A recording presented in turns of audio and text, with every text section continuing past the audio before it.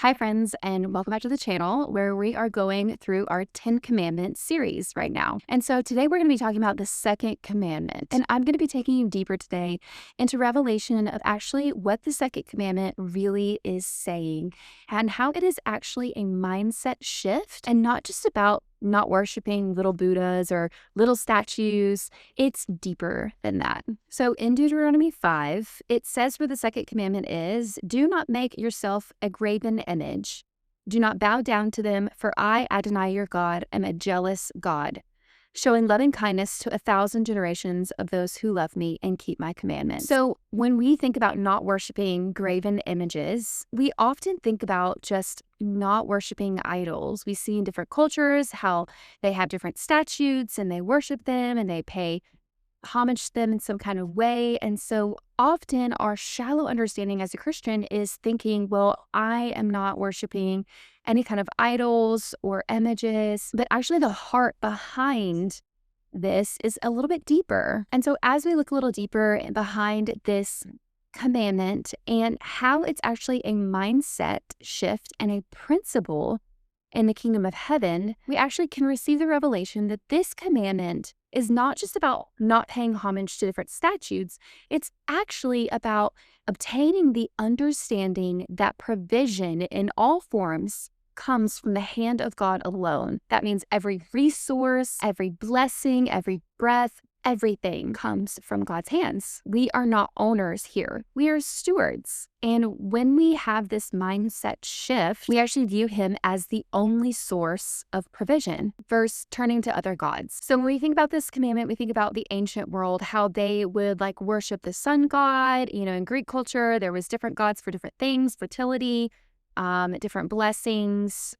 People would create these statutes in order to receive blessings for protection or harvest. And that's actually what God was saying. Do not worship any graven images in order to seek these provisional blessings. So in this commandment, God is actually teaching the people that I provide for you, not any other statute or any other God. We see in Deuteronomy 6:10-15 that God actually expands on this. And he warns his people as they're about to cross into the promised land. He says, when you prosper, do not forget. So when they entered the land, they entered into houses and land and cattle in the promised land that they didn't have to plow or really work for. It was all just kind of given to them. And the Lord is teaching them in this that he was the one who provided everything, and that they are not to forget that moving forward and not to worship any other gods or any graven images, to think that came from any other source but God alone. So to understand this mindset and principle shift a little bit deeper, let's look at two different scriptures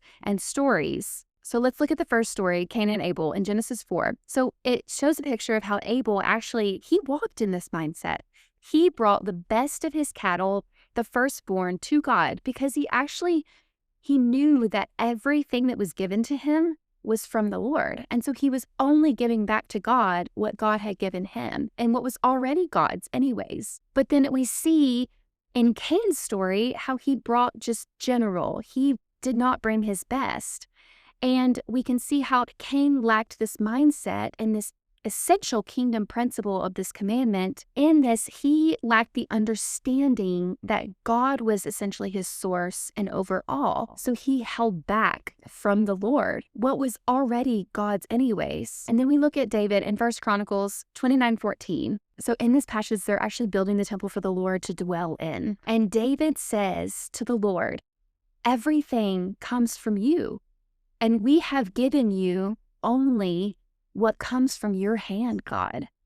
So as David had this heart posture and this understanding of this second commandment principle, that everything that David was giving back and the people were giving back, essentially it had come from God's hand. So they were able to give their very best because they knew who it belonged to in the first place. And this is the perfect demonstration of how David understood stewardship of this earth. He understood that giving back to God was simply giving back to him what was already his. And in this mindset, the people came into true worship and into generosity and trust. Now I want to share how the Holy Spirit deeply impacted me and convicted me personally of not fulfilling and not walking in this second commandment, even though I wasn't worshiping idols and statues.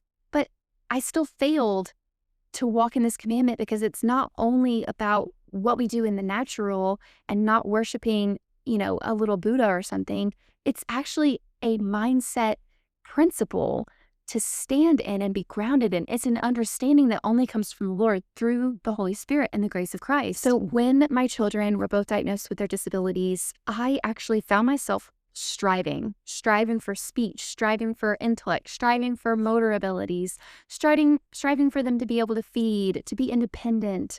And I was striving for all of these things that the world tells us that we need. And I was desperate to fill in the gaps where their weaknesses felt so overwhelming. But then the Lord convicted me, and He brought me into this understanding of the second commandment. He said, Sarah, I am the provider of everything. I am the provider of speech. I am the provider of intellect. I am the provider of all abilities, of all things, of all material things, and all of men's capabilities. And I found myself in this revelation of, you hold all the miracles in your hands. And so when I finally let go of striving to obtain all of these things, and I was seeking receiving these things in other places, like I was hoping that speech therapy would provide this ability for my child. I was hoping that physical therapy would provide this ability for my child. I was hoping that occupational therapy would provide this ability for my child.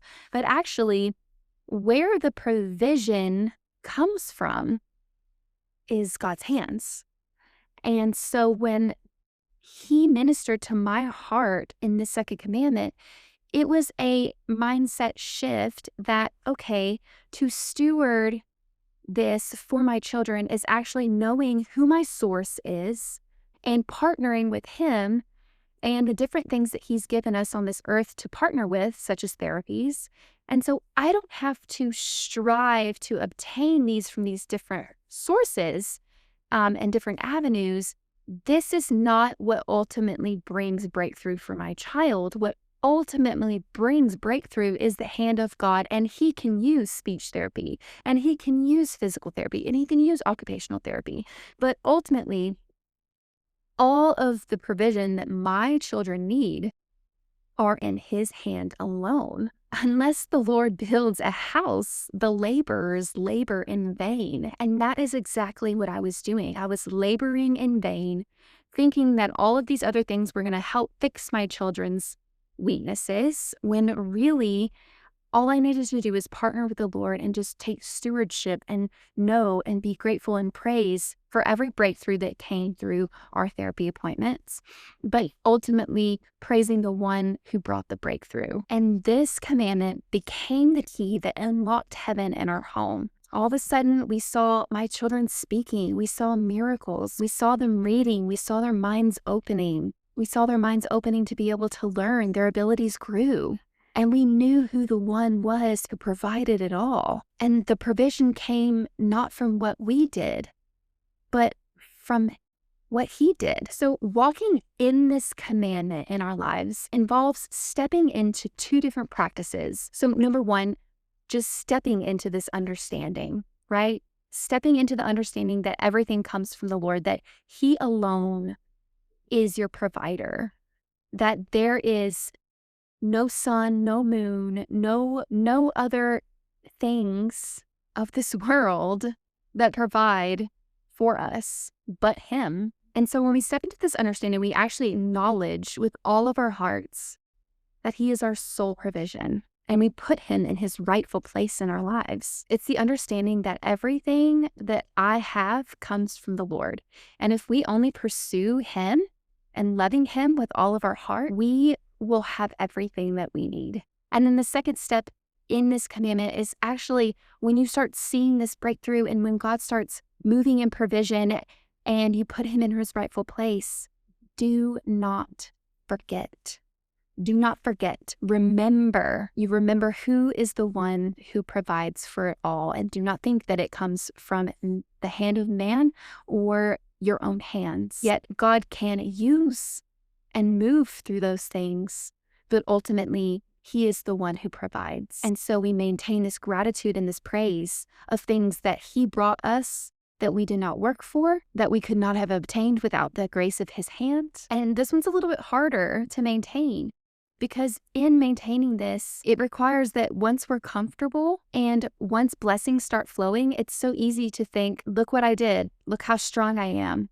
Look what my kids can do in their own abilities. Look how talented my kids are in their own abilities. But yet, it is the Lord who has enabled them to be able to do these things. It is the Lord who gives good gifts. And so we must pray daily to just obtain mercy from God, to be able to remember and stay in a place of gratitude that it's not in our own might or strength, but is by His Spirit that He has given us these provisions and blessings, and that we cannot look to anyone else but Him. So friends, I hope that you've come into a deeper revelation that walking in this second commandment is not just about praying to little Buddhas or having little statues in your house. It's actually where your heart posture is in the understanding of where your provision comes from, and how we can fall into this trap that it comes from the hands of man. It comes from all of these worldly things, when actually we are just stewards of what God has given us. And ultimately, His Spirit is the one who moves behind these areas of provision that pop up in our lives. And how the second commandment is actually about protecting your mindset and your heart and your worship, to never forget who is the provider of it all. If this message blessed you today, I encourage you to subscribe.